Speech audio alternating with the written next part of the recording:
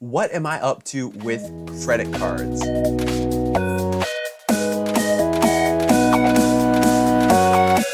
are you guys doing today? My name is Apple, and today we are filling in the financial gap between schools and the real world. And today I'm coming at you guys with a new series, and it's just going to be an update on where I'm at with credit cards. So if you guys haven't noticed, I'm pretty into credit cards and just maximizing the amount of value you get for every dollar you spend. I'm really into traveling for free, so I'm going to be updating you guys with my progress, what I'm doing with credit cards. So if you guys are interested, you can follow along and just find out ways to maximize the money that you're already spending and take advantage of some pretty cool benefits that credit cards do have to offer if you use them responsibly. So just a quick disclaimer, I'm all about maximizing the money that you already spend. I'm not advocating for spending more money on credit cards or holding a balance on a credit card at all. I'm definitely not about that at all. Or paying late on anything. Like, all of the stuff that I'm talking about in this video is with the basis that you're paying your credit card off on time, you're paying it off in full, and you are just using it responsibly, not charging anything additional that you wouldn't have been paying for already. So just quick disclaimer, get that out of the way. Before we hop in, be sure to share this video with a friend, leave a like, subscribe, you know the drill. Let's get into it. All right, so where am I at right now? Right now, I currently have 2 credit cards. I've got the US Bank Cash Plus Visa Signature Card and the Fidelity Signature Visa Card as well. These are the 2 cards in my wallet. And let me just go through them really quick, just brief overviews. I've got individual videos about both of these as well, but let's just get a quick overview of each one. So US Bank Cash Plus, we've got 5% back on fast food and clothing, 2% back on groceries, and 1% back on everything else. And then with the Fidelity Signature Visa, we've just got a flat 2% back everywhere. Now, I have a $100 sign-up bonus with a question mark here because I was told, I saw this advertised offer for a $100 sign-up bonus for the Fidelity Signature Visa when you spend $1,000 in the first 90 days. So I was under the impression that there was a sign-up bonus with this card. However, I get the card in the mail and go through all the paperwork and stuff that comes with it, and I see no reference to this sign-up offer, so I'm pretty confused at this point. So I go and call up Card Member Services and ask them about it. They say it's not a listed offer, but they've had other people call in lately. So we're going to see how that turns out. They said they would let me know what the deal was with that, whether I'm going to be getting that offer or not. But potentially I have a $100 sign-up bonus coming, which is going to allow me to get 10% back by using that Fidelity Visa, because obviously 100 out of 1,000 for that sign-up bonus is going to be 10%. And I know I already spend about $1,000, if not a little bit more, every 3 months. So that should be no problem to hit. I'm not going to have to spend additional money to hit that, which is great because that means right now I'm getting about 12% back everywhere because I can use that Fidelity Visa, get the 2% cash back. In addition to that $100 sign-up bonus, it's going to give me 12% back anywhere I shop right now, which is fantastic.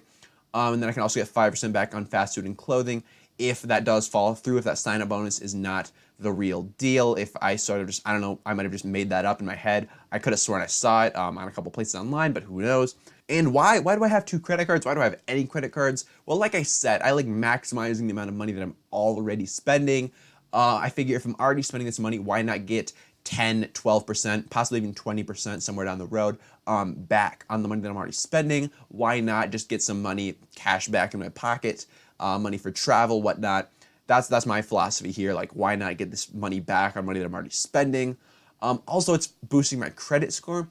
So your total accounts is a factor of your credit score. But to have a positive impact on your credit score, you actually need at least 10 accounts. Surprisingly, I know it's going to shock a lot of people, but you need at least 10 accounts. These can be loans, credit cards, mortgages, whatever. But you need at least 10 accounts for that to have a positive effect on your credit score, which is shocking to a lot of people.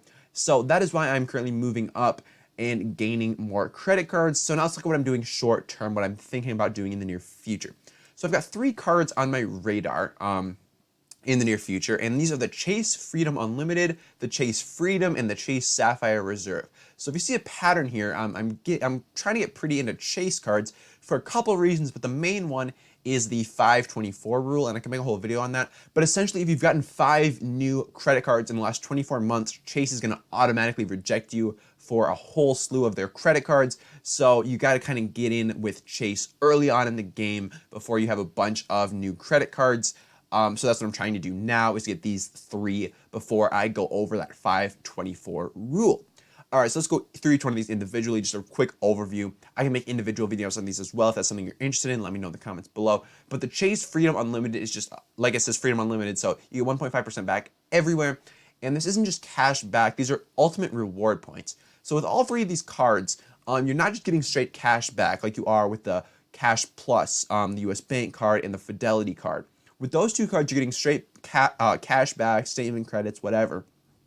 But with these guys, you're getting ultimate reward points. So it's a little bit different than just cash back, and I'll get into that in just a little bit. So again, with the Chase Freedom Unlimited, you also get a $150 sign-up bonus for spending $500 in the first 90 days, which translates into a 30% cash back on that spend, which is great. I mean, 30% return on your spend. So that's great.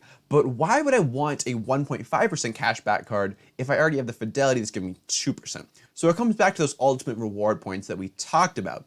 So this is more of a long-term play, but with the Chase Sapphire Reserve, like we're going to talk about in a little bit, you can actually turn those ultimate reward points, you can use them in a way that allows you to get between 1.5 and 2 cents per point worth of value.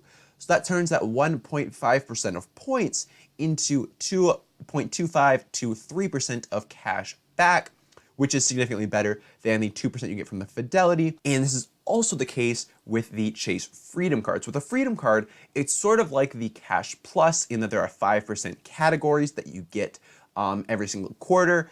So these categories rotate, but with the ability to use these points through the Chase Sapphire Reserve card, you can actually turn that 5% into a 7.5 to 10% cash back through that 5%, which is great. I mean, getting 7.5 to 10% cash back, amazing. Then that 1% everywhere else, which I wouldn't utilize with the Chase Freedom because I would have the unlimited, which would give me that 1.5. And this card also comes with a 150 sign-up bonus for spending $500. So again, that's another 30% return on spend, which is fantastic. Couldn't ask for anything better than that. Next, the Chase Sapphire Reserve. So this is a more premium card. I'm gonna have to wait a while before applying for this one because this is a more higher tier card. I'm gonna have to have more of a solid base of credit history behind me to apply for this one. Obviously, this is a little bit longer term, but still in the relatively short term because these are the next 3 cards I'm gonna be applying for. So the Chase Sapphire Reserve is gonna get me 3% back on travel and dining, which is great. I don't do a lot of that right now, but again, this is more of a long-term play, just to be able to better utilize the points from the Chase Freedom and the Freedom Unlimited.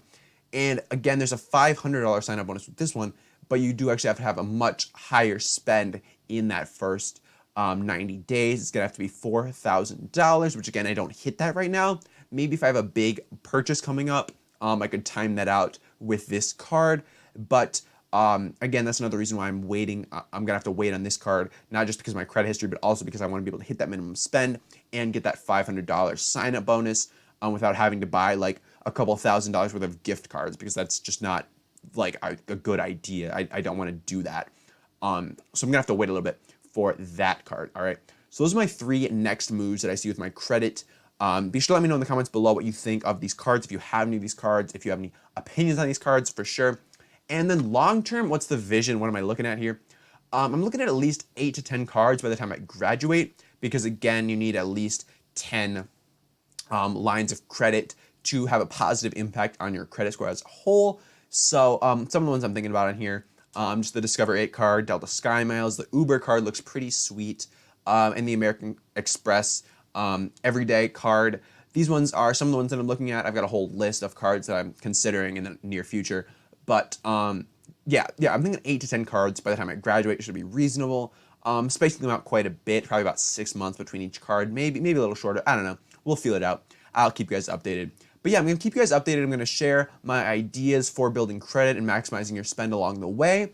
And that's what this series is going to be all about. I'll probably update you guys every 2 months, maybe every month. Who knows? We'll see. We'll feel it out. I'll update you guys when there's something to update you guys on. If there's nothing to talk about, then I won't update you, obviously. But yeah, that's my idea for this series here. Be sure to let me know in the comments below if this is something that you would enjoy. If you have any credit card experiences you'd like to share with me, any tips, I would love to hear them. I'd love to hear what you guys have to think about credit cards. If you're more in the Dave Ramsey mindset where credit cards are evil, or if you're more in the mindset of you should be maximizing the spend that you already do, definitely let me know in the comments below. I would love to hear from you guys. Be sure to leave a like, subscribe to the video, share this with a friend who you are trying to convince that credit cards aren't such a bad thing. I will see you guys tomorrow, and until next time.